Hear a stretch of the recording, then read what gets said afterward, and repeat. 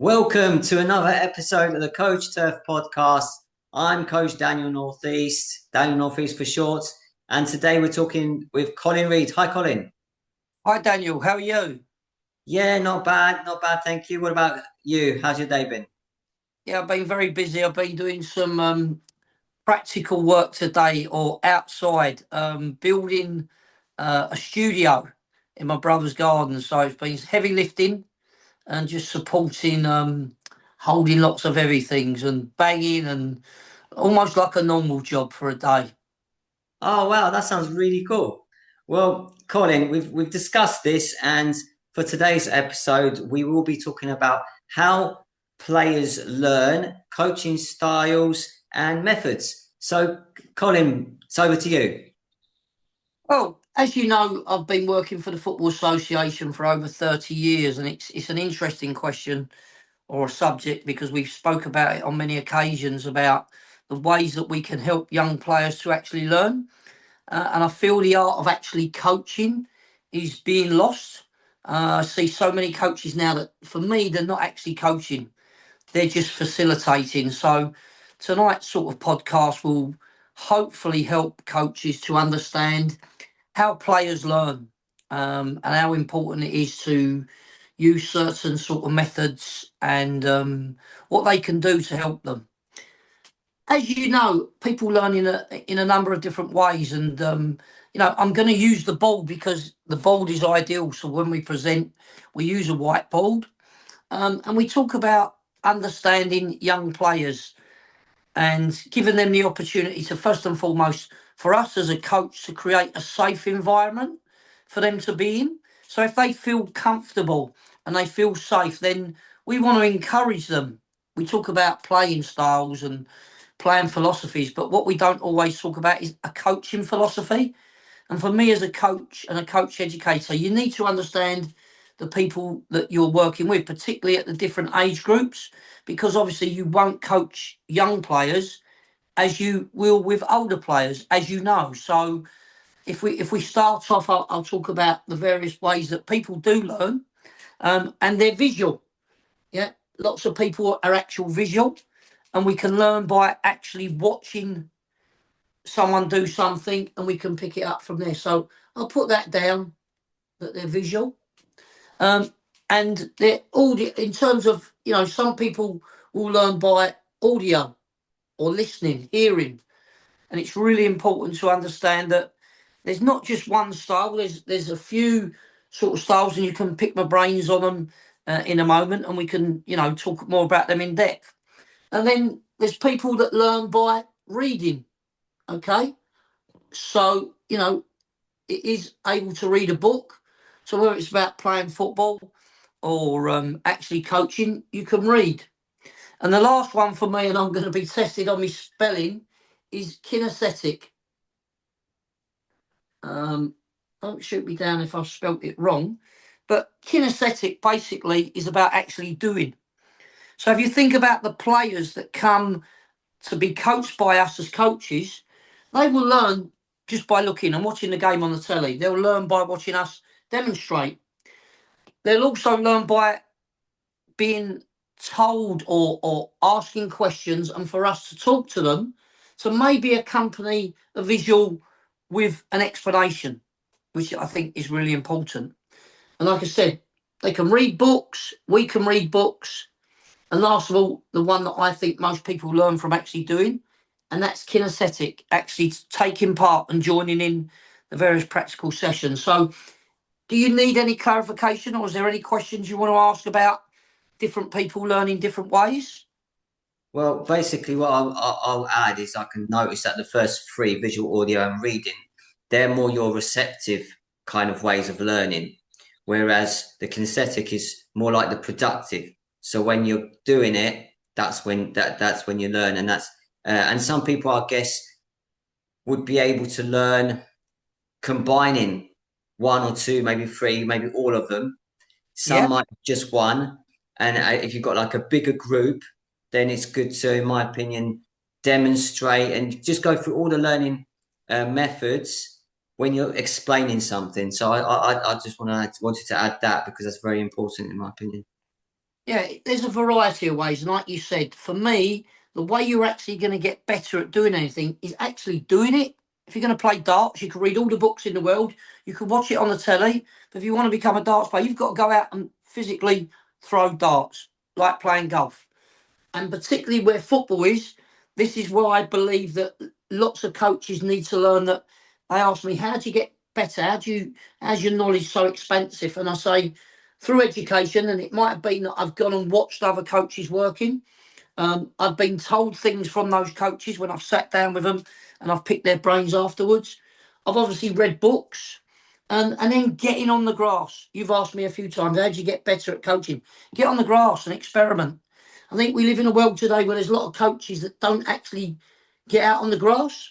They read books and they think that they're coaches, and they'll talk forever and they won't actually show people. So for me, these are important to understand, that each player or each person, whether it be an adult or child, learns in a variety of ways. And if we can use, like you've said, and actually integrate those styles, and while we might be demonstrating, we might also be talking as well to accompany it. But I always say a picture saves 1,000 words. So if I show you something, I don't need to say anything.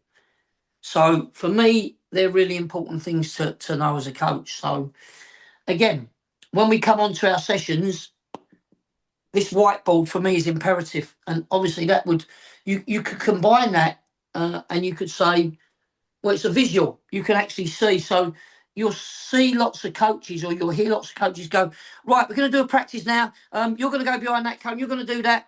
He's going to run there. You're going to then run there. Well, if you've got an area that you're working in, and let's just say, for example, using our natural resources of the halfway line and using the circle, you might have a practice where you've got 3 blue players, 3 red players, for example. Let's put an extra one. Let's just go 4 and 4, depending on the numbers you've got. And you might say, right, the reds have got a ball, the blues have got a ball. Guys, all you're going to do is no one's going to stand still. You're going to keep moving, and you'll just show a little example of, there's a blue, you're going to play it to your friend, and then you're going to run, but each one's going to be running wire. So it's a way of demonstrating, it's a way of showing, rather than go with youngsters, you know, and obviously you're going to need bibs and various parts of equipment. And if you can actually demonstrate what you want, particularly with young people, play it and run, and then when you have a little run with it, and then you play to a red, and then it's a visual.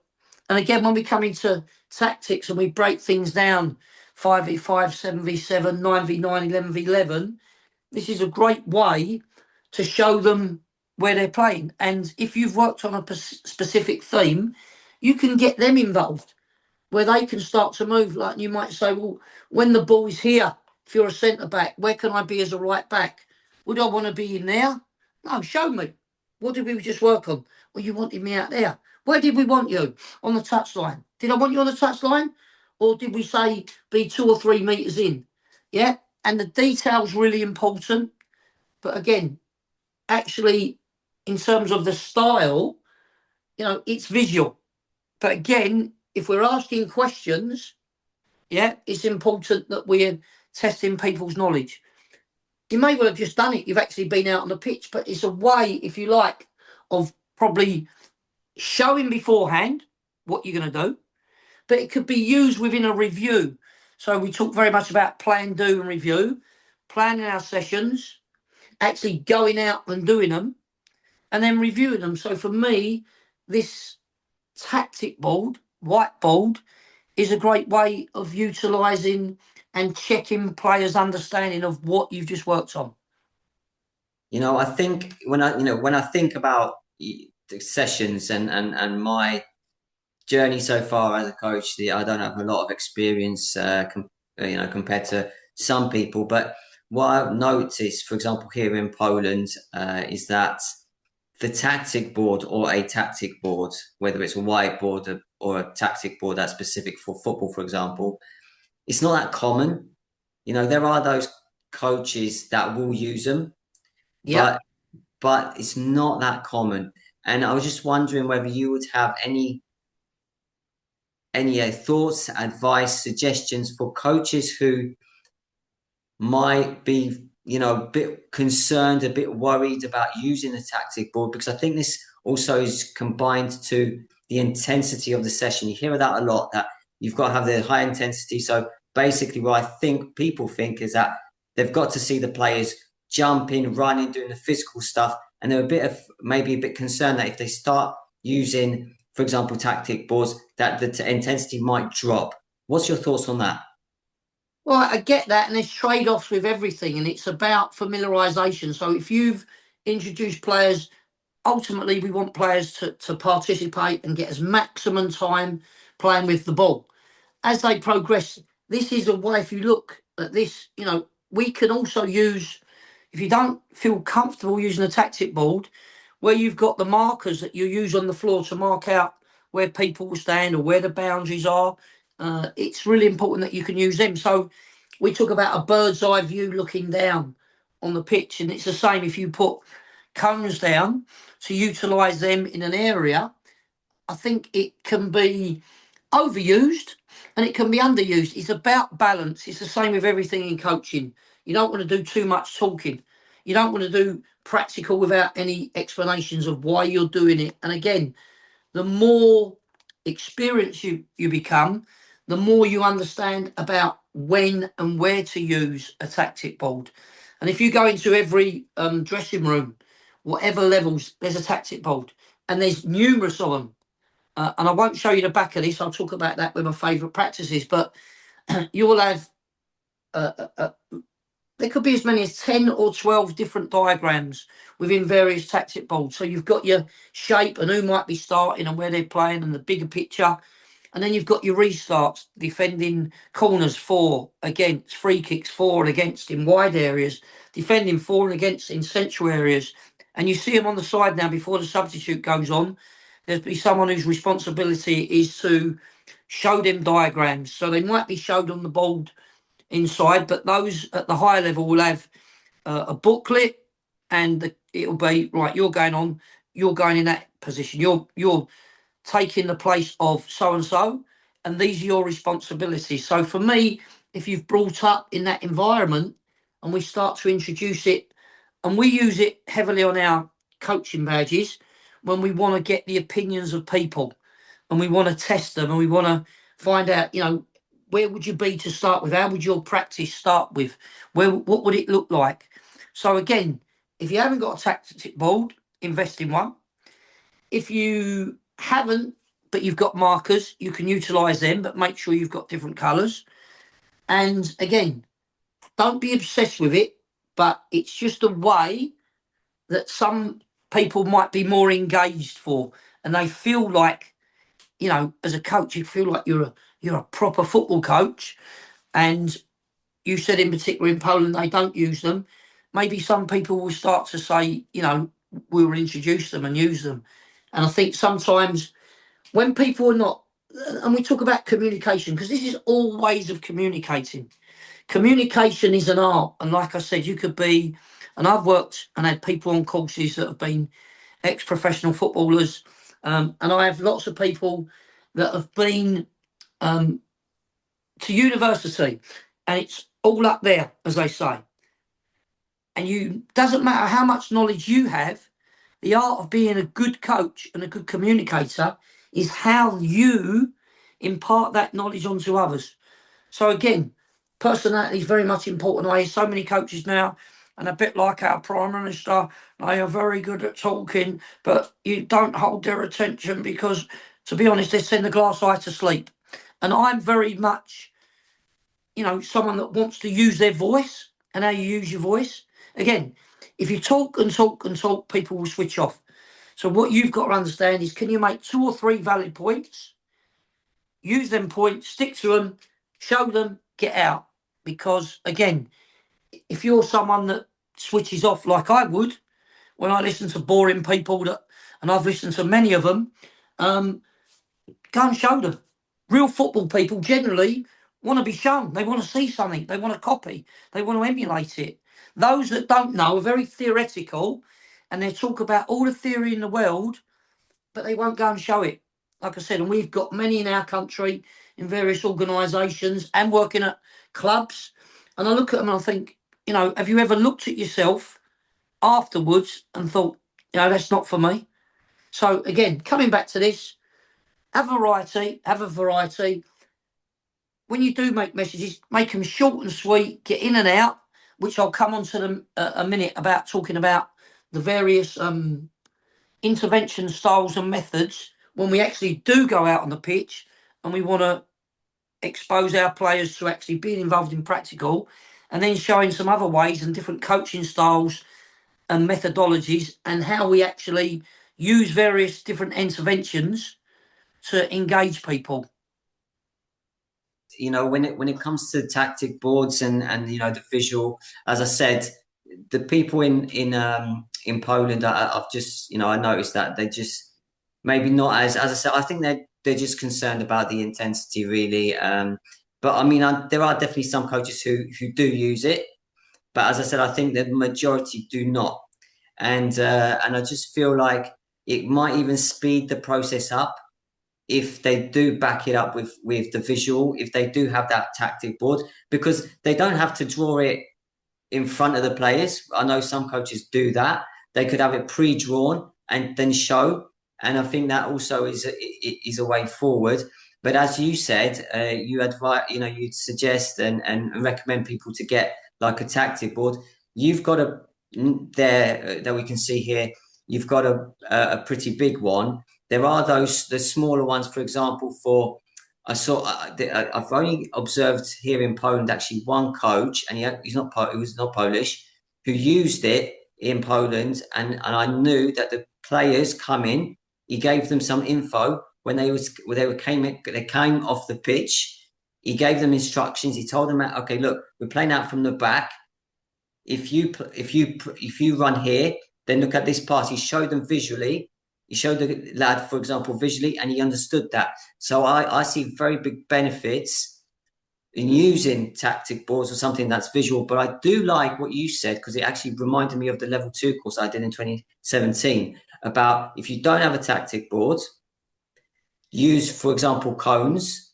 They used it, if I remember correctly, they did use kind of cones, but they also used bibs. Yes. Yeah, sometimes they used bibs, which was good. But we had all the possibles, how we learned. I think there were 5. And eventually at the end, there was a kinesthetic. So go out there and play, because some people, they'll understand only once they're starting to do it. So I definitely agree with you. Yeah. And so now we're now sorry. going to move on to the coaching styles, or do you want to add something to that, what we've just been Yeah, talking about? I'm just saying again, if we can affect as many people as we can, and the problem with academics, a lot of them have been in a classroom and all they do is talk about the classroom. They don't go outside and live in the practical world. So they may well learn through looking at stuff, reading books. But when you're not that way, most people that play football are practical people. So we have been, I wouldn't say infiltrated, we've got a lot more people that are coming out of education and making tracks in football. And yeah, whilst it's welcomed, they're not always the most outgoing and most bubbly, and they're very, very can be very monotone in their voice. So for me, they need to understand that people do actually still want to do things, and that's where coaching for me. We've got a lot of coaches now that don't actually coach, in my opinion. They just facilitate. They put on a practice, and they don't make these interventions what we're talking about. So there's various styles, but when we talk about making interventions, for me, it's being lost. Yeah, for me, coaching now is become almost people facilitating, standing on the side, talking. When someone makes a mistake, oh, you didn't do that, or you should have done that. Now, again, there's a variety, and I'm just going to talk you through the various styles. If you go into teaching and education, I think there's about 16 or 17 different ways of teaching, which is excessive, but they've got a name for them and they'll be able to explain them. But in terms of football, this is the one I think that's lost. Command style. Yeah. Now, I've got my reasons why I believe command style is going out of the game. But command style basically is, if you want to make an intervention, you're going to go in there and you're going to show it. I want you to do this. So it could be very autocratic. So it can sort of not be everybody's cup of tea. But in order to do it, you've got to have some level of practical experience. If you want to show an example of something, and I think many people who are kinesthetic actually want to join in, but for me, they want to see how something's done. So they're visual, and if they are constantly making the same mistake, particularly around technical points, can you go in and show them? So you're physically standing next to someone and you're saying, right, watch me. Can you copy me? In you go, out you go. So command style, yeah, it's got some negative aspects in that it's let me do it, let me do it. But that's what we're losing in football now. We're getting too many non-football people that, and there's this argument, you don't have to be the greatest player. No, you don't. So, but what I'm saying is, when you're working at the younger age groups in particular, if you've got some level of competency around demonstrating, command style is definitely one you need. Any questions you want to ask around the command style? Yeah, I was going to ask about how early would you use that command style, because I know that there's a lot of talk about letting the young players play, and as you've mentioned there, facilitating the sessions and the practices, but just to kind of like look at the age groups, how in theory, because every group's different, of course, and every person's different. Would you say that there's a kind of like an age group where you would start with this command style? I'd go as young as what it needs. This is what I'm saying. It's about recognising who needs what. So how Yeah, young is most of that? us Sorry, how don't. young is that? Sorry, So how young is that? or whatever age they're playing football. If someone can't kick a ball, how do you learn? What did you do? You went out in the Yeah, park and you kicked a ball. yeah, Now, if you gave a ball to a youngster, let them play. Now, the ones that can't kick it, and as they get older, their technique won't be that good. And then you have got to have the knowledge. And this is another thing with coaches now. If you haven't got that underpinning knowledge and you don't know how to show, how are you going to correct it? Are you going to just tell them, no, no, no, don't come up at an angle, come up in a straight line, put your non-kicking foot beside the ball, make sure your head down, make sure your foot's locked, your ankle's locked, and when you've kicked it, follow through. Now, I don't know about you, but it's a lot of information there. You need to know that so you can identify what the mistake is, and then you can show it. But you don't want to give too much information. But unfortunately now, a lot of coaches don't have that background knowledge to be able to pass that on practically. So for me, a picture paints 1,000 words and saves 1,000 words. So if I see someone's kicking it with their toe, I'm not saying you can't kick with your toe, but we're saying if we want to coach inside the foot passing, then if I just go up and I can show it, have a go. And then it might be well done, at least use inside your foot. It might go all over the place. And it's now recognising what's the next part of those key factors. Is it the angle of approach? And there's always a priority. It's the angle of approach first. It's the placement of non-kicking foot. It's the part of the foot. It's where we're actually looking. It's the follow through. Yeah. So if you are all over the place and you're a bit random, but if you actually know them and you show them. So there's your command style. So the next one, which I think is very interesting, is what we call guided discovery. Okay. Now, again, this has got lots of advantages and it's got disadvantages, like all of them have. So for me, a guided discovery is, instead of actually telling somebody where you want them to go, for example, a run on the pitch, or even to try and implement another pass. So let's say, for example, we go strip it right back to the basics of technical coaching.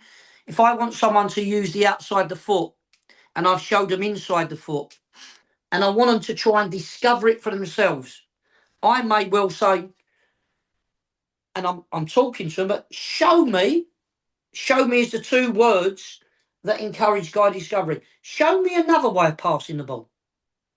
So now what do I have to do as the learner, as the player? I've got to think.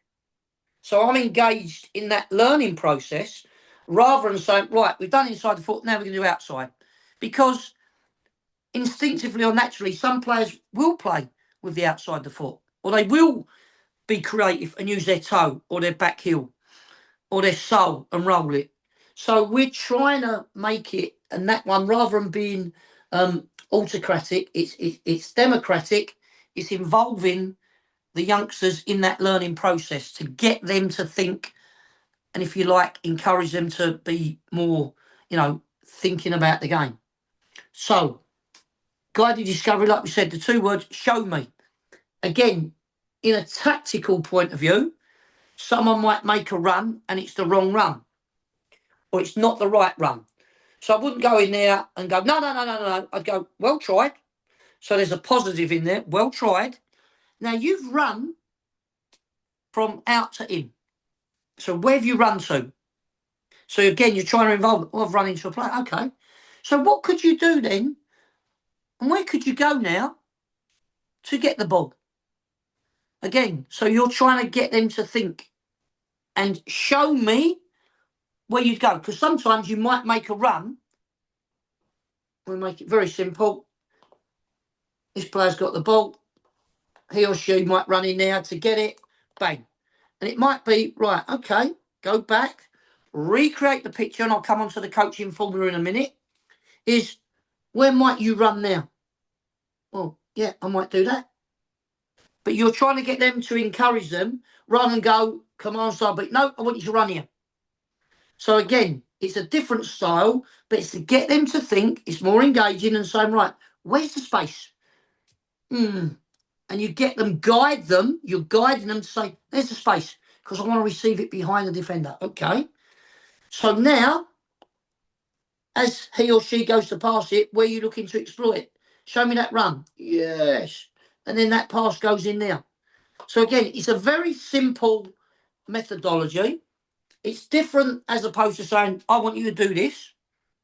And when you're with youngsters in particular, you want them to think for themselves. You don't want to be telling them every answer.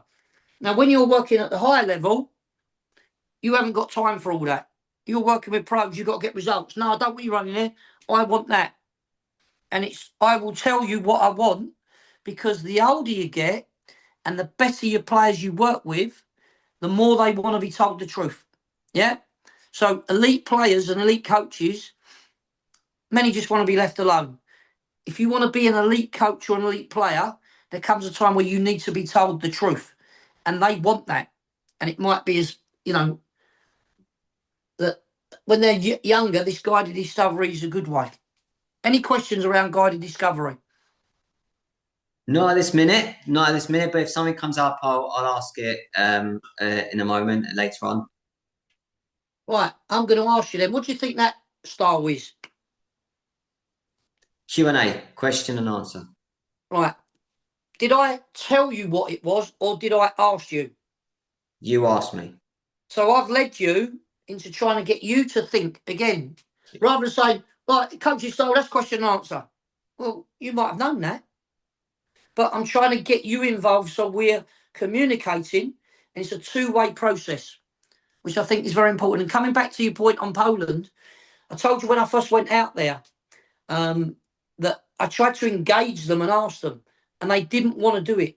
So it may be, if you're not used to being involved in two-way communication and you're always spoken at rather to, and you're not encouraged to come back, then maybe your manner or that over a period of time, you don't see it as that. You're telling everyone because you've been told everything. So you automatically inherit that.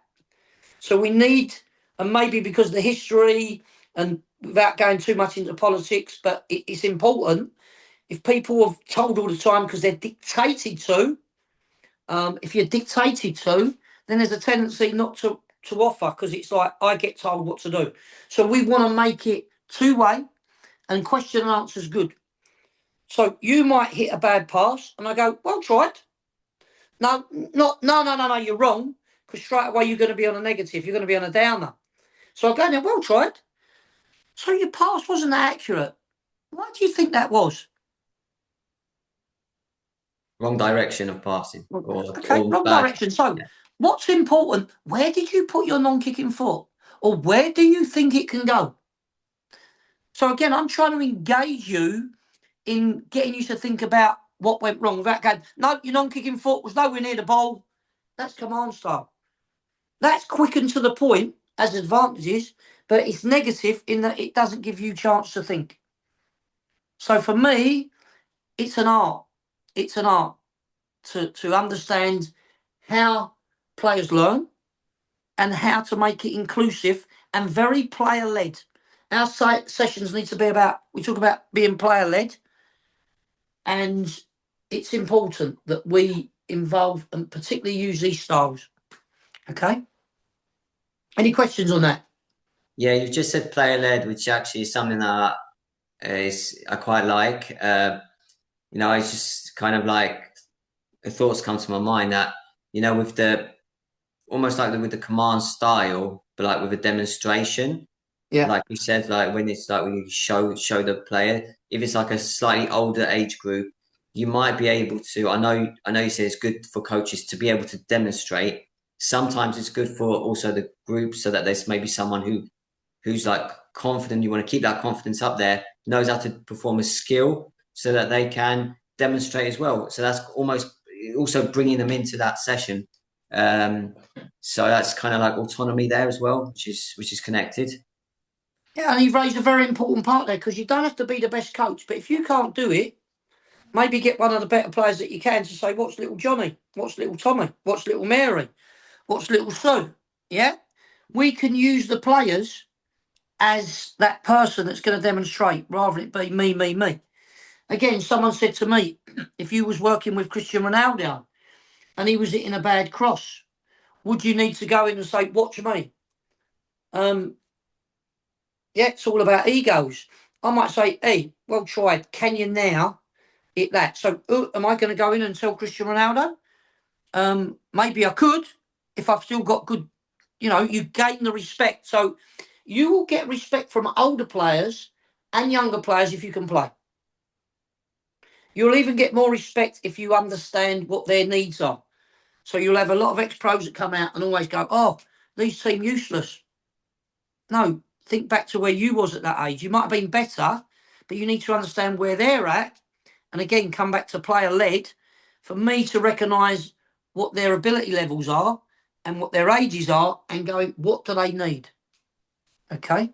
But you raise a very important part about making it two-way again and making it very much about, not being being democratic, not autocratic and going, right, that's what you should have done. Again, it's a softer approach. It's very player led. And the levels that I've worked in, I'm very much at the higher levels, is that, come on, telling players, this is what I want. Because you've got a few training sessions a week, or if you're with the pros, you've got longer to work with them. But you need to tell them, this is what I want. Because when I was a young player, if you went to your winger, look, I want 6 crosses a game, 6 crosses in each half. Okay? And when the ball's at the far post, make sure you're at the far stick. Defensively, out of possession, make sure you track, if I'm a winger, make sure you track their fullback. And when the ball's on the other side of the pitch, tuck in and narrow off. It's specific, it's to the point. Senior players and better players, older players want to know. The problem you've got, when you lack knowledge, how can you coach others to do certain things if you don't know yourself?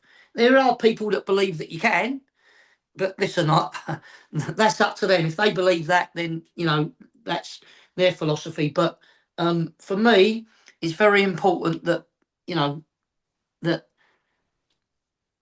we get a balance. Moving on now, observation and feedback. Initially, before I use any of these, it's about knowing the individual player that I work with. And as I was just saying, if we're going to talk about observation and feedback after that little short break, an example of observation and feedback may well be that we set the players a little, like it might be a shooting practice, like I said, a finishing practice. And we might just observe someone having a shot and then we'll just discuss it. And it might be that I give 10 shots, for example, and say, right, we've had 10 shots at goal. How many goals did we score? And I would have made a mental note or even a physical note and see if the players come up with what they actually saw. So they'd observe what I've just seen and give some feedback. So, for example, there might have been 1 goal. There might have been 5 shots over the bar and 4 wide, let's just say. So I'd say, well, guys, how many goals did we score? 1. Okay. Do you think we could do better? What did we notice? And see if they come up with the same observations. Or we didn't hit the target on the others. Okay. Right, okay. But where did we miss? I missed at near post. I missed at the far. I missed over the bar. So what you're trying to get them to do is actually think about where they missed it and what we may do better. So again, they've just had a look, they've observed, and they've given some feedback themselves. So for me, that's really, really important. Any questions on that one? Yes, with that observation and feedback and those questions, are you personally looking for like specific answer or specific answers, or are you just like think like in that mindset of okay, see what they tell me or come back to me with, and we'll see how that goes. I really want to make it inclusive. So whatever comes back, my next question, the art of questioning is really important. I want to see first and foremost and ask them, was it successful? Do you think 1 shot out of 10 is successful? They may go, yes. And I go, okay. What didn't we do then? So my next question will be answered in a way depending what they say. So if they say, no, it wasn't successful, or go back to the example, yes, it was successful, okay. It will then be, well, how did we miss? Can we score if we hit it wide? No. Can we score if we hit over the bar? No. If one of them was less of a sin, which would it be? And it would probably be going wide, because if the ball goes over the bar, it's not going to go in.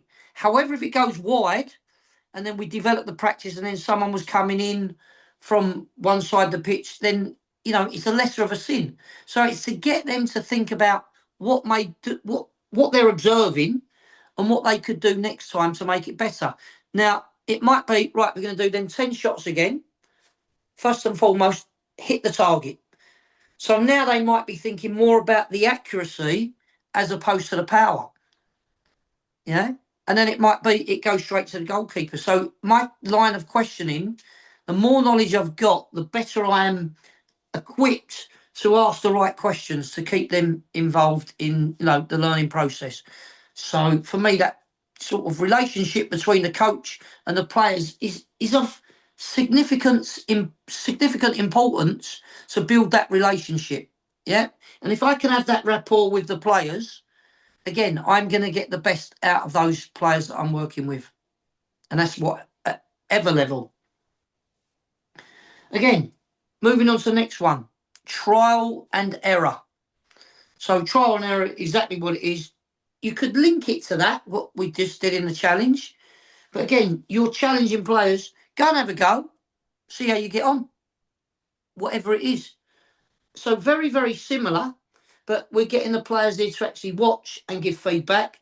And now they're going out to see it, because you might not have had everyone involved in that practice. So for me, trial and error is another one. Go and try this, see how you get on. In you come. What did you think? Was it easy? Was it difficult? Again, that will bring us on to other things about learning when we talk about those. And I'll just draw a little diagram to remind myself what we come on to in a minute. But again, some people will find that difficult. Some people won't. And then we'll challenge the players in terms of where they're at. If they was really poor, I might then show them. With the others, I might guide them and use a variety of those styles, but to pitch it at where they are, and set them a challenges in terms of where they are, in terms of what they need, what they can do, and what they can't do, but always being positive. Does that make sense? Yes. Yeah. Okay. And then the last one, we talk about drive-bys. For me, I don't know if you're aware of drive-bys. It's maybe just going past someone. I think drive-bys, if I've coached someone using a variety of these styles, and I don't want to keep stopping it, I don't want to keep asking questions, I might just go, remember what we said. So I don't have to stop the session, don't have to stop the whole group working. I'll just glide past someone and say, hey, don't forget, hit the target. Don't forget, where's the keeper? Don't forget. It'll just be a little nugget of information because we may have done the more difficult work in the early part of it. And it's just really a reminder, a way of reminding someone, particularly good in tactical sessions, but when we've actually coached them. The problem is in tactical sessions, if you don't show them and they haven't got an idea, then it might be difficult. Whereas in technical ones, so some benefit more in tactical sessions and some in technical. And I'd say, particularly at younger age group, when someone can't do it, command style. Yep, give them a picture, show them how to do it. And then again, when you've done that, you might ask the question to accompany it. So all of these coaching styles are different. We need to have them in our toolbox, as we talk about. I think a lot of new coaches are very much into this end, where they'll ask questions. And it may well be that they don't know the answers. And let's be honest, they might say, I'm a great coach because I ask questions and I want to get them involved. It might be that they get lucky and someone answers it right and answers it for them when they didn't know. We get many of them on the coaching awards. And I say, but what I want to see at some stage is you actually demonstrating, you actually going in, you actually telling somebody what you want, whether you demonstrate or not, tell them what you want. And then I want to check their understanding. It's a way for me to check the coach's understanding. So what are your thoughts on any of these? Is there any clarification around, how they're used, when they're used, why they're used? All very important things in coaching young players. I've never heard of drive-bys, but once you started explaining it, I understand what it is. And is that something that you've come up with? The drive-by, or is it something Do, that do you you know can what? find No, in it's books or it's not. It's somewhere? something that I've learned through education. But in terms of, they're just reminders. But I've always reminded people. So if I've coached them, I didn't have a name for it. I Yeah. didn't have a specific title for it. It's just what people in education will tell you. It's a drive-by. You're just going past and yeah. Some people call it fly-by. It's a drive-by. Yeah, I Okay. always associate flybys with fly-by-nights, people that are winging it. So for me, it's a drive-by. Drive-by and fly-by are two different things. And I hear people go, yeah, I did a fly-by. And I go, yeah, you did. Fly-by-nights, don't really know the answers off the cuff. But yeah, all of these things are just, and the drive-by is a reminder because you may have done it earlier rather than stop it, rather than make a big thing of it. And when you're coaching on the side, that's what you're doing. Hey, where did I say you need to be? What did we ask of you? Oh, yeah, tuck in. Rather than say, oi, tuck in, it might be, hey, what did we ask of you to do last time when the ball's on the other side? It's a, you're not saying it quietly. It might be someone that's close on the touchline. Hey, where do we want you? Remind us. Yeah. All very, very important in terms of making interventions or not really making an intervention, but they are a coaching style to be used to support players and make it, you know, about the players as opposed to me, the coach. If I keep going on all the time, me. No. That might be needed at a senior level, or it might be the opposite where they know this stuff and you're giving them reminders. And again, it's about you assessing the players and having those observational skills to be able to make the right call around whatever you think that player needs. Just want to link that in with that. So I'm going to clear this. And this is why we say a whiteboard, a tactic board, is a great tool because it can be white clean and you can get a whole new picture. So I draw that diagram. It's not an Audi sign. It's not Olympic sign because it ain't got 4 for an Audi and it's not got 2 at the bottom. But it's a reminder for me about coaching. And when we talked about, we said that it was about the people in a group. So when you get people in a group there's generally three sorts of players. Okay, terminology might be different on here. If you said that was sort of the average line, you're going to get players within your group. Let's just say we've got 12 players. You're going to get two or three that are up there. Yeah, got to check my maths now. You might get 4 or 5 there. And what does it say? If that's 6, you might have 6 in there. And you might have as little as 4 in there. But whatever way you add it up, okay, that's 12, that's 12. Within your group, you're going to get people that are ahead, forging ahead. They're up there. You're going to get people that can manage with that particular challenge or task, that technique. And you're going to get those that struggle. Okay? And that's it in a nutshell. So you're going to get a differentiation. We talk about a differentiation when we're coaching. And for me as a coach, I have to observe that. And then when I can see he's struggling, she's doing well, he's forging ahead. How do we group them? Do you put your best players together? Let's just say you're doing a technical practice. There's advantages and disadvantages. We might put these together. But again, if I know that I'm not a very good player and I'm put with another not very good player, that might do my confidence in. Yeah? By the same token, you want to mix it, but there needs to be in every session a challenge for every player. And as an experienced coach, I need to go, how do I challenge these? How do I challenge them? How do I challenge them even further? Because if I pitch every session at that level, these are going to get bored. If I pitch everything at their level, these are not going to be able to learn. And they're going to go home disappointed. So the experience of a coach in recognise differentiation by first and foremost saying it's okay to be where you are. Don't worry about keep making mistakes. Yep. And you might need to go in and give them that various style, command style, and actually give them the players that are struggling, show them. Because you can talk to them and they haven't got that. It might be, right, watch this, guys. Yeah. So you're not there to embarrass them. Oh, no. You're going there very positive. Well tried, not unlucky. It's well tried. Now can you copy this? Again, with these players, and they might have all been different to start off with, and then you might sort of group them accordingly. And then with these guys, the challenge will be probably more on the level of talking to them. Right, you've passed the ball to each other and you've had it 2 or 3 touches, or you've had 2 touches. Pass it to each other now, off you go. Yeah. With these, it might not be, I'm going to dictate. If you said it was a simple passing and we said we've got to play first time to these, if they can't do that, you're going to struggle. With these, the challenge might be pass it, receive it, do it in as few touches as you can.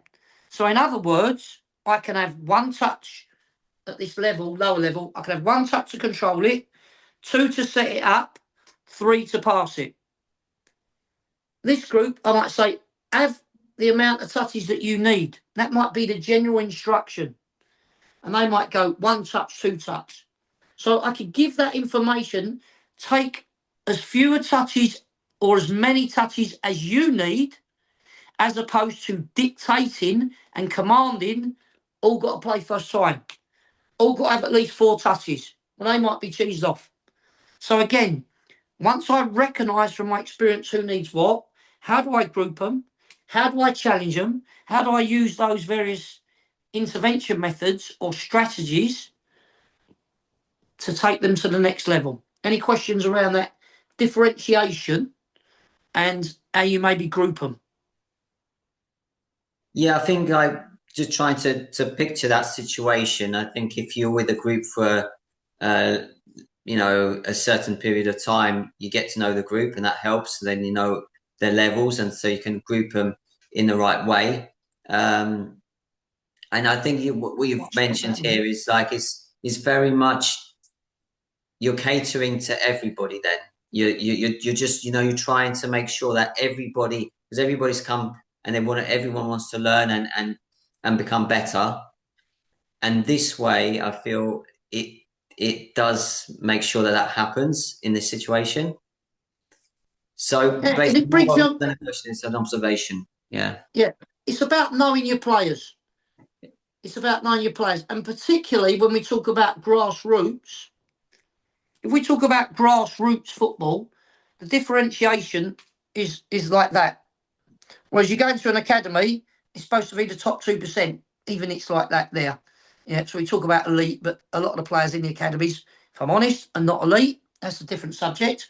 But again, if you know your players, you will also know what they respond to. Because if I put one of the lesser players with one of the better players, he might be happy or she might be happy because they can see good examples and they can try and copy and emulate what they've seen. Yeah, don't need me to go in there. But that's an advantage for this person. It may be a disadvantage because they do feel inferior and they know that they're not as good. And again, they might think, oh, why am I working with him or her who's not on my level? So it could also be that you've got a real leader in there that understands. And when you talk to little Tommy, you go, hey, David's not that great. Go in there because I would. And it'd be, yeah, I'd love to do that. So he's almost becoming a teacher, the coach. And I might use that terminology of go and coach him. I'm going to put you in with him. And then some players can respond to that. Others are like, no, don't want to work with them. They're rubbish. So again, if you know your players and you know their personalities, it's vitally important. And then you know what the best way to challenge them is through using the various intervention and coaching and learning styles that you know.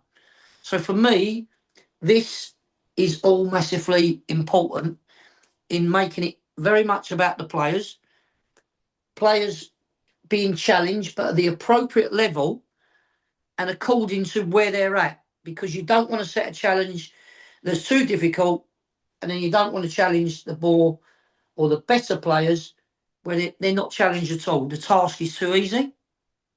So that might be referring back to the step principle as well.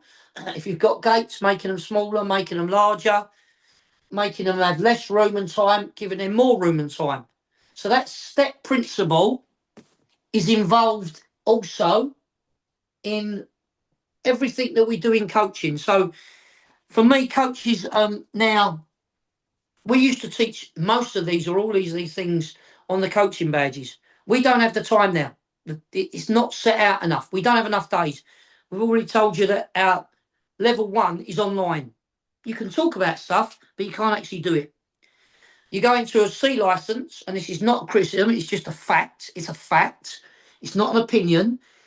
If you've only got 6 days with them, whereas before we had 10 days, you've lost 40%. So certain things have got to come out in terms of the content. And on a B license, if you had 17 days and now you've got 7, you've lost a massive percentage. So from my experience, the coaches years ago would have more expertise on these. But now that's being lost. And, it is what it is. So I'm not criticising it. It's just a fact. And the more knowledge, and that's why we need people like myself to support coaches, not just on courses away from them, and mentor coaches, because we've got people that mentoring that not really had that experience, but we're given the responsibility of mentoring them. So for me, if you've been a high level coach with a high qualification and you have an understanding of the complete spectrum of coaching and the qualities needed and the things that you're going to actually need to know, not want to know, you need to know to become a more elite coach and a better coach. Anything you want to ask around that before I talk about one other thing around this episode? And then we can discuss anything you want to. Yeah, I'll just add that for everybody watching this, that we'll be talking about the step principle in a separate episode. So we'll definitely come back to that. I've got 2 things that I want to just touch on before we move on. about the interventions and about the drive-bys, which was quite good. Would you say that those drive-bys mainly to the individual rather than a collective? Definitely, definitely. Because if you've coached someone, it is more individually. But we have a problem, and I'd say a lot of coaches have a problem that they bring everyone in as a group to try and do the work that you need to do individually. There are times for bringing the group in, and that might be to set a challenge. Mm. But for me, going back to your original point, is if you're going to make a coaching point and you've done it, you've commanded it, you've gone in your question and answer it or guided, then you don't need to stop it and waste time, because we want the ball rolling for as long as possible. It might mean that you get more out the session if you do it at the start, and then you get more time at the end to let them play. It's about the balance again. Yeah. So for me, that's vitally important. But going back, drive-bys for me are about individuals, and group challenges might be at the start and at the end to actually review it and ask them questions around how they felt the session went, how it progressed, how it developed, and what they did individually, rather than, asking them questions. And you'll find if you ask a question in a group, you might get one or two that sort of dominate the conversation. But if you actually made a point to someone in that session, it's good to always ask that particular individual. Guys, asking Dave, what do you think is important when you pass? Because you may well have coached Dave to do that in a session. And if he's a little bit shy and you've got someone who's a little bit, I'll answer that, they'll answer it. And you're like, well, well done, well done. It's a way of praising and getting people, again, making it very much player-led, and you being in control of the session. I don't mean controlling it, is you're manipulating it, you're using it to get what you want from them particular players, as opposed to chucking it out there and having the same people answer the question all the time. Does that make sense? Yes, that definitely makes sense. And there's that, while you were talking, I've written down here because I didn't want to forget this. Because I asked about the drive-bys, whether it be more for the individual or for a collective, you've answered that. What I've noticed, what I've observed, is with a collective, during, for example, a small-sided game, coaches like to now freeze play. Now, I know that that's a good thing as well, because you can then ask questions and stay there where you are. What can you do now? You've played that ball and everything like that. But what I'm curious to hear your opinion on this. From what age groups? I don't think it's about age groups. I think it's about ability. Because let's just take a grassroots team that are a low-level grassroots team, and they could be 10 years old. Let's say 10 years old. So in terms of their biological age, they're 10 years old, but they play like 5-year-olds, 6-year-olds. Okay? Then you might have 10-year-olds in an elite academy and have a decent academy in a good catchment area, and they could be at that level of 12-year-old. So in terms, and we talk about growth as well, maturation. So in terms of development, there's a physical development, there's an emotional development. We go back to the four corners. But if you think about it, it's not about age, it's about abilities. And if we can recognise that, so one size doesn't fit all with that. Although there are a lot of coaches, if they're going to coach, they don't really coach. They just, if they're at an elite level, they'd coach the same way as they was doing a non-elite level, a lower level. Again, and that's where the expertise of a coach comes into it. And that's where, we have to recognise what coaches are the ones that should be doing coach ed, because, they've had an experience of it and they've done it for a long time. If you don't train your coach educators like you don't train your players, or the coaching's minimal or the coach education's minimal, then you suffer. You suffer. And we're seeing that with players and, and various things all through coach education in different countries. I've seen in some countries you've got to be at this level. But coming back to what you've said, yes, and I'll give you the rule. If you're going to make interventions, and I use this a lot, maybe because I'm a London boy, I'll talk about being a burglar. Yeah. If you're going to go in and make an intervention, be a burglar. And if you was a burglar breaking into someone's house, you ain't going to go in there. You know where the jewels are or what you want. You get in and you get out. Same with coaches. If you're going to go in, be a burglar. 30 seconds maximum. Yeah. And I use that and they laugh at me. And I use it as an analogy. You go and burgle someone's house and you think, oh, I like that. I like that. I walk around and I do that. I like that and I like that. Before you know it, the police are there. Maybe not now. So that's why people may sort of faff when they go in. Not many police around if you call them for a burglary. Maybe that's not a good example now. I might have to change that. But you get what I'm saying. If you know what you want, you get in there, you get out. It's like going shopping then. Let's change it. I go shopping. Some people will walk up every aisle backwards and forwards rather than going, right, I know where the milk is. I know where the dairy products is. And they'll take the quickest route. In and out. In and out. Again. So for me, 30 seconds max. And this is important. And you mentioned this about small-sided games. And we've said, when do you stop them? People will ask that. How many times should I stop them? You stop them when you think it's important. When it's vital. Don't stop the very first mistake because it might have been just that. It might have been an error, a bad touch. If the same person makes that same error 3 or 4 times, it might mean I need to go in. Again, so that's experience of a coach. But if we're talking about it, and I have this thing now, they talk about the coaching cycle. I use the coaching formula. I don't know if it's the same thing. I think it is, and I see it drawn, but what you want to do is get them playing. Now, if you are going to make an intervention, whatever style it is, and you think it's worthy of actually stopping the play to make that intervention, when you stop it, freeze, stay still, make it loud, make it clear, make it at the point where you think it's vital. It might have gone on a couple of seconds, you might have to go, no, ball's back there. So for whatever point you're making, you need to stop. And why you're stopping it is you're going to coach that mistake. Okay? Now, how you do it and what style you use is up to you. What intervention method, but you must stop it.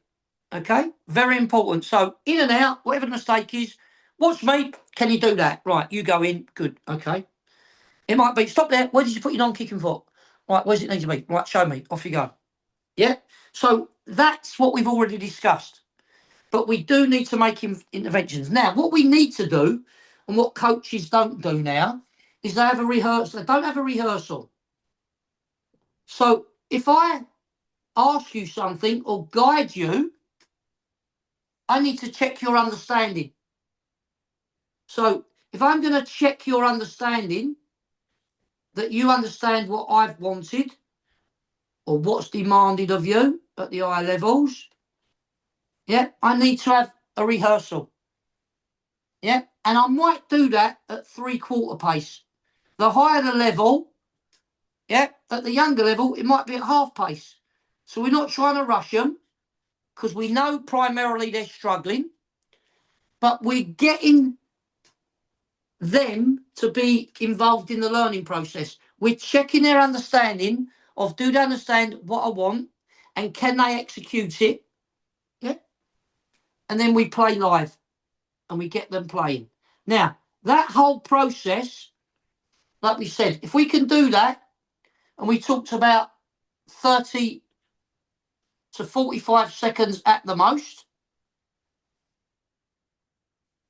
that's it. If you go in there and go, what did he do wrong? What did you do wrong? Where do you think you could have gone? What could you have done? Where did you go? Right, there you go. Players switch off, they get bored. So coaches like myself may make more interventions, and it may be because I see more than the novice coach. But when I go in there, I make sure that when I'm working with players, in particular, it'll be quick. When I'm doing it in coach education, I might take longer, because what I'm actually do is not coaching them players on the course as players. I'm coaching them or teaching them how to coach. So I may go through this, and it may take longer than the 30 to 45 seconds. But again, I will remind them that they're on the course as a coach and not a player. And I will tell them the importance of when they go in and we observe them on the course, that they don't talk to everybody like I did. And I'll remind them that they're not educating coaches. When they take their sessions, they will be coaching as though they're coaching their players. Does that make sense? Yes, absolutely. Yeah, that's clear. And once again, that would be that what you've just written down, that coaching cycle, that would be for to one player, for example. Yeah, but Yeah. what you're trying to do in coaching that one player is you're linking stuff. So you might need to stop it, because you might say in a game situation or a 3v3, 4v4, when the ball's here, right, I want you to think forwards. And it might be, right, now, when he gets it, you might be thinking about, where do I go so we can play forwards? Well, it might be there. So what you're trying to do, and this brings me on to something else nicely, is that we're trying to link what's going on the ball to around the ball, and then we can link in a player that may be away from the ball. So we talk about linking roles on, around, away. Yeah? And if we talk about on, around, away, we're talking about, what do I do before I get the ball? Yeah? What do I do when I get the ball? What do I do after I get the ball? Yeah? So we're always trying to think, before I get the ball, how do I get on it? Or how do I support? When I've got it, have I got a picture? Where am I thinking about playing? Yeah. And the after, once I've played it, do I stand there, admire it? But what I showed you in this little sequence was, as this player played to this player, and this player was allowed to turn, he or she is already thinking about moving up the pitch. It may well be that as the ball goes in there, someone goes tight and they can't turn. And this person will now probably just sag off a bit. This one might support here. Yeah. And then this person might go, well, it's not coming to me. I might go a bit deeper. It might come there, and then this person will come in there, or this person will go there. So it's not just about on the ball, it's around the ball, away from the ball. And it's also about what I do with it before I get it, when I get it, after I've had it. All very important things.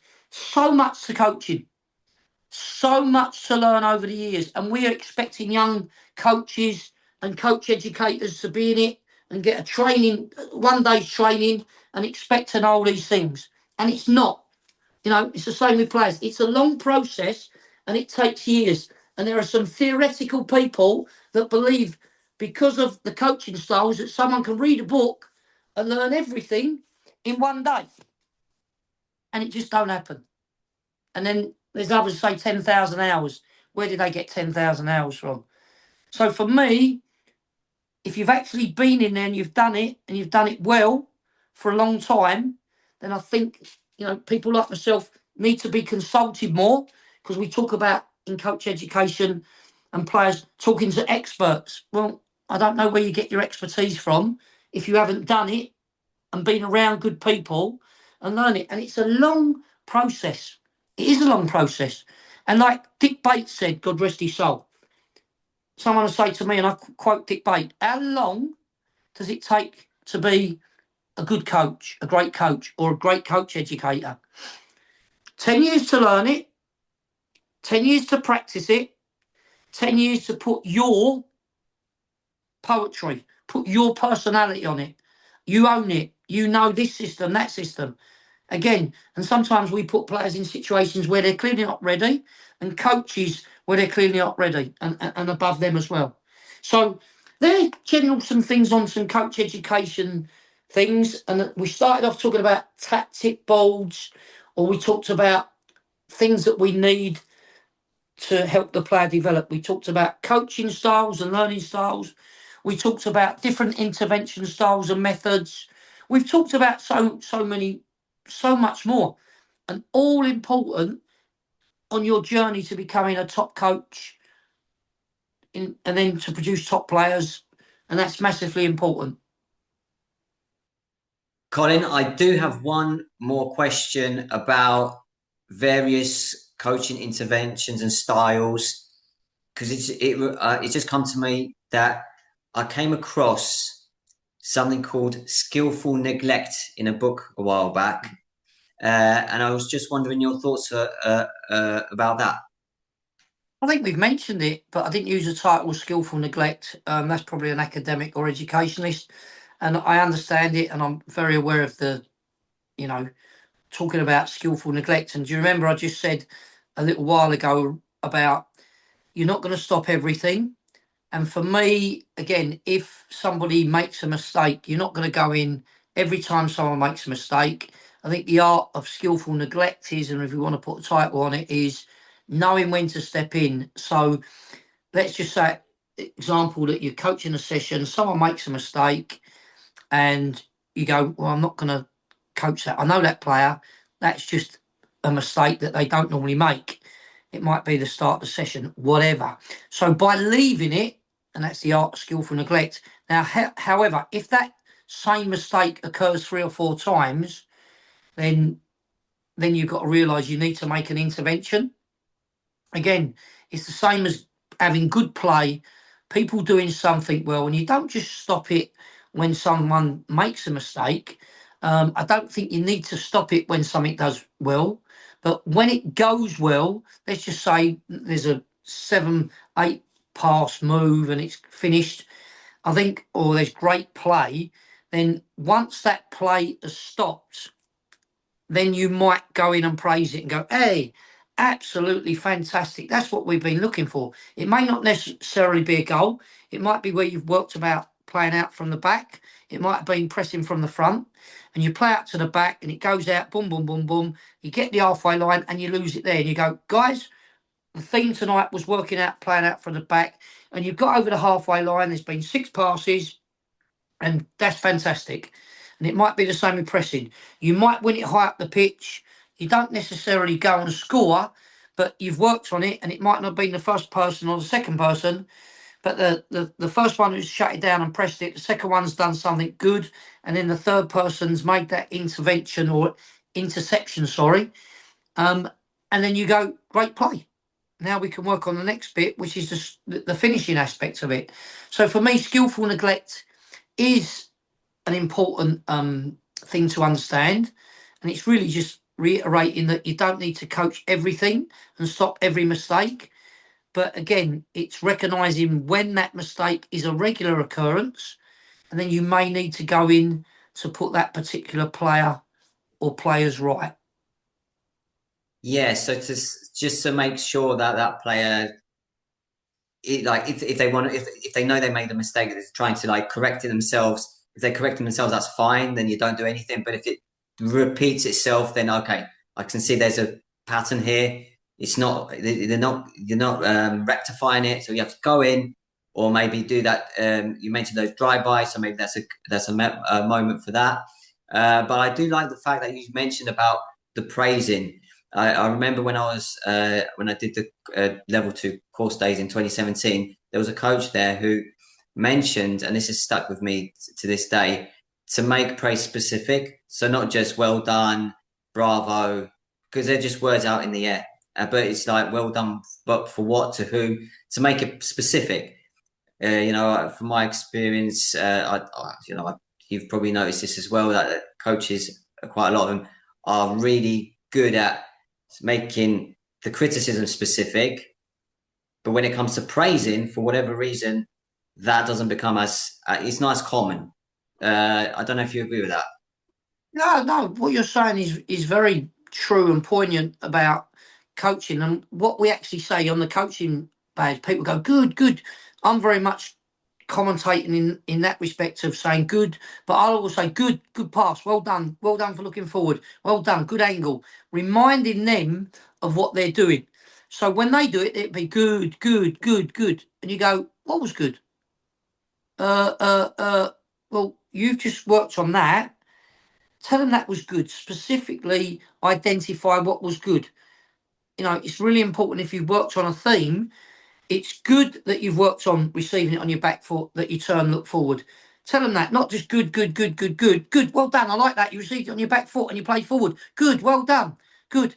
It's recognition of the theme that you've worked on, rather than just commentating for the sake of it by just saying good. What was good? Let them know what was good. And as a coach educator who may be assessing a coach, is for me to let them know that they've recognised what they've worked on is good, rather than just saying good for goodness sake. Yeah. Yeah, I definitely agree with that. Colin, we're going to be wrapping up very soon. Any end thoughts for to summarize this episode? Yeah, I think we've covered a lot in this episode around many different things in coaching, and that we particularly teach in coach education. And when people actually watch the podcast, they think coaching's easy. There's so many things that you have to consider to become a real elite coach, to help your players, to know your players, to recognise the right times to step in, how to group them, when to say well done, when not to stop it. All those things have been covered tonight, and we can talk about them till the cows come home. But really, the proof of the pudding is the more you actually coach, the more knowledge you get. You can put that in your locker. Yeah, I can do that now. I can do that. I'm now at that next level. And again, it depends on where you're coaching, what level, what ages, what abilities. And I'm sure that if you go into lots of different grassroots levels to international level, coaching is going on all the time. And really, coaching is, what is coaching? It's giving advice. It's how you give advice, when you give advice, which is really important. And like I say, at the various levels, it takes years and years of practice, knowing what you're trying to practice, and that knowledge base comes over a period of time. So it's a journey. So for players, they're on a journey, and for coaches, you're on a journey. And some coaches are more able to make that transition because they have that underpinning knowledge. But like we said, it's not just that underpinning knowledge, it's how you communicate and present that knowledge to your players. And that's the art of becoming a successful, when I say successful, I don't mean winning trophies, I don't mean that, successful coach in recognising what you need at the right times. So tonight's episode for me has been a great one, fantastic one. I've enjoyed it. You've asked some very good questions and you've made some very good points around the various things that we spoke about. And again, my last bit of advice to coaches is get out on the grass, know your players, and really challenge yourself and challenge your players. Yeah, I mean, I've really enjoyed it. I mean, this has been a fantastic, episode, fantastic time. So thank you once again, Colin. And I just hope that everyone else has enjoyed it as much as we have. So yeah, if you want to stay in touch, keep in touch with what's happening on this channel, then feel free to subscribe, like, comment, and share. Notification bell to stay up to date with everything that happens on this channel. And we hope to come back with more videos very soon. So yeah, thanks again to Colin once again. Thank you. And thanks to the viewers for listening. And if they've got any queries or questions around what we've spoken about tonight, or any podcast previously or ones in the future, then please come back via yourself, and then we'll do our best to answer those questions. Absolutely. Comment section is definitely a place where you can do that. To everybody who's watching this. And thank you once again. Take care. All the best. Bye-bye. Bye.